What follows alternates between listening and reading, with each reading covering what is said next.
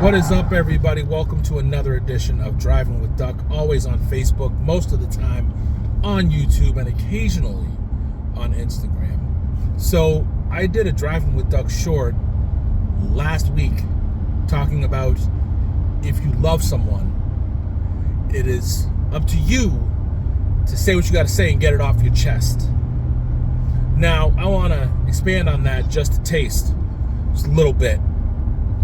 So, imagine, if you will, every day of your life you're throwing a potluck party.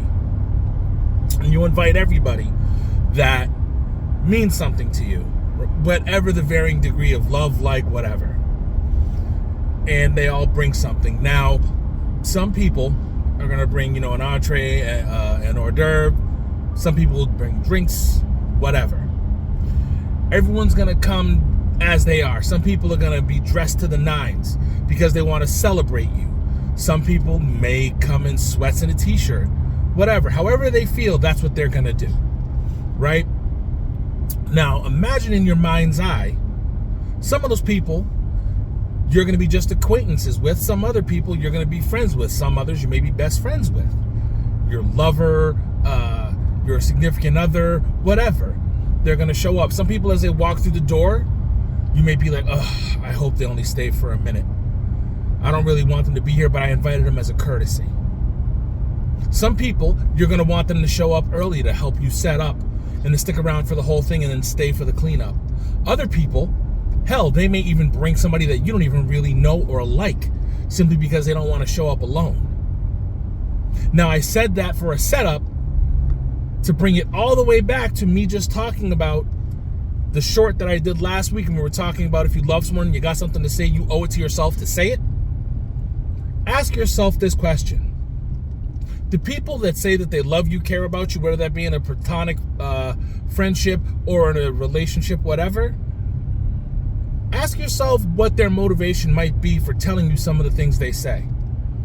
Because some people will only love you as far as they can use you. Now, bear with me for a second.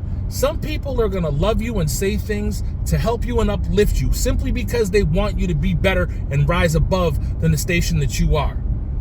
Some people are going to love you for what they can use you for simply because by making you feel like crap and making you feel like you're less than nothing, that elevates them to a higher station, right?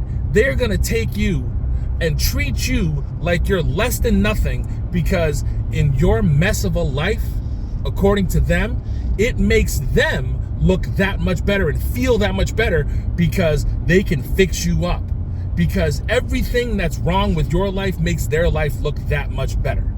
Because they can walk around your house and see all the messes that you have, and they can say, wow, my house don't look like that. So therefore, by what I have, it makes me in a better position than them. So therefore, I could point out all their mistakes, all their problems, everything they got going wrong in their life, and I can feel better about myself. They can look at your inventory and talk about what you don't have and make themselves feel better. And that's their motivation for being around you. We all have to take stock and inventory of the people that are in our lives. Now, like I said last week, if you love someone, it's time you respect yourself and give yourself that due. So when you learn to love yourself and you acquire that knowledge of self, sometimes you have to say to yourself, listen, I love this person and I'm pretty sure they feel something for me, but I don't really know if it's love like that. Because I remember when I was a young man, I used to have this condition, this white knight complex for some reason, where I felt like if a person wasn't damaged, I didn't love them. I had to always find the people that had the most issues, the most problems, and I was like, I can fix that. And I would do everything I could, break my back to help that person, and I would walk away worse for wear, and they would be okay. They would suck everything from me, and then they would leave me bleeding, laying out in the street, leaking, with nothing left. And then I could run to other people and say, see, this happens to me all the time. Look at how this goes. See, this is why I don't care about people. This is why I can't help people. This is why I can't love people. This is why I can't trust people, X, Y, and Z. But I had to take a look at myself. I had to look in the mirror. I had to take that mirror challenge and say, well, wait a minute. This is on you. You're the one that signed that check. You're the one that incurred that debt. You're the one that chose to help those people. You're the one, to go back to my analogy, that invited that person to the party and let them walk in with nothing and take everything and leave a mess and then just leave and offer nothing. And on the same token, there are some people that I have known the least that do nothing but come in, spend time, we laugh, we joke, and then they take off. And I see them when I see them, and it's always a good time. But then there are also some people that can't take the criticism when it comes in and you do things out of love. You want to uplift, you want to empower, you want to inspire.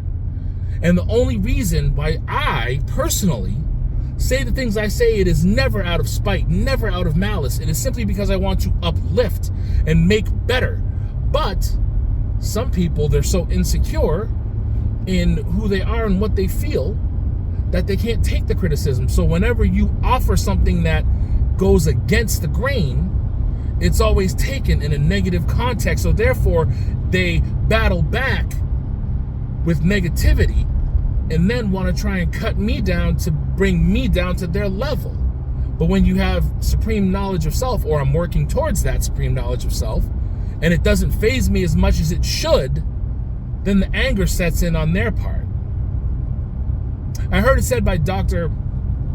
Eric Thomas, E.T., the hip-hop preacher, you know, you should be able to take criticism from your friends because it's simply cutting of diamonds to show its brilliance. When people come to you and they tell you these things in constructive criticism, it is only them trying to show your brilliance. Especially when they're doing it from a place of love. They're not doing it to hurt you. They're not doing it for their own benefit. Some people will try and tell you about yourself just so they can see themselves shine through you. That's something different. Like, for example, I'll tell you like this. If you're going out with a friend and, you know, let's say you're going out to dinner or whatever, and you go out and they're like, oh, live a little, you should splurge. Why not spend a little more money and get yourself X, Y, and Z? But they know that you're not going Dutch, you're going to just split the check.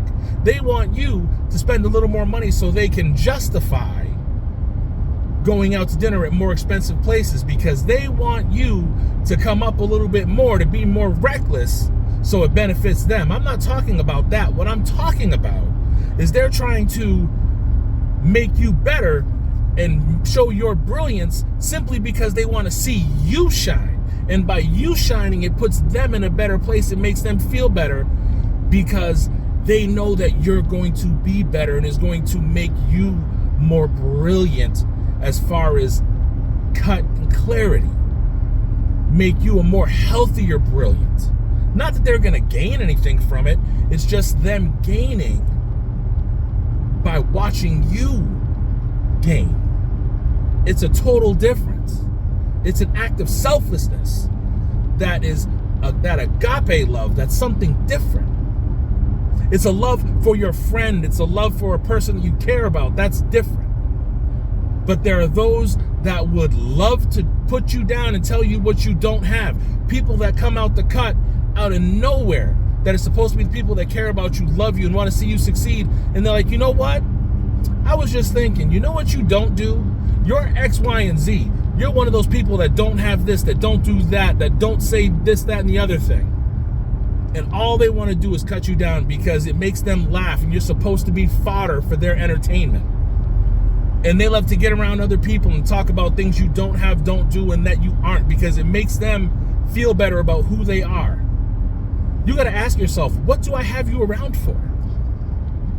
Going back to that analogy, you're sitting around at that party with all those people. You need to look around and see who's watching you, because as you're going around politicking with all your friends that are there celebrating you, you got to look for the people who are snickering in the corner, the people who are whispering, the people who are giving you that side eye.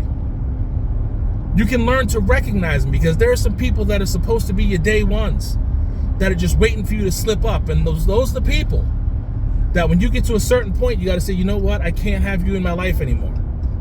Because as you get older, you need to ask yourself, my time's getting short. My fuse is getting shorter. There's only so much time I have left, and the time I have left, I cannot spend it correcting you on who I am and what I do. Because the people that you surround yourself with, they're supposed to uplift you and make you a better person. They are not supposed to be the people that bring you down and make you feel like crap. Those are not the people you should be around. Take inventory of the people in your life. And the people that love you need to love you for you and uplift you and show your brilliance for your benefit, not their own.